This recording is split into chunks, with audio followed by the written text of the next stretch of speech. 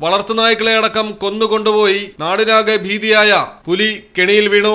കെണിയിലും അരിശം തീരാതെ പുലിയുടെ പരാക്രമം.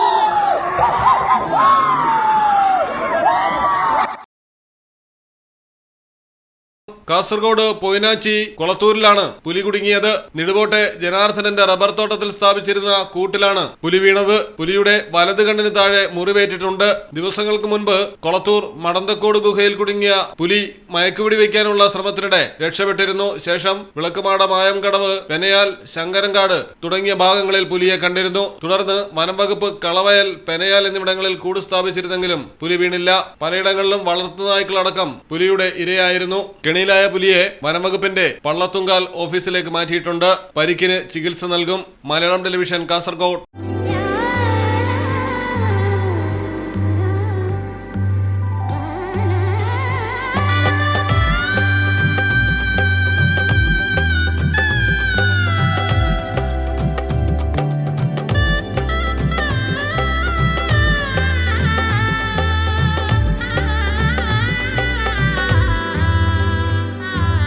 Celebrate the moments of colors. KMT Silks, Perindalmanda, Kottakkal.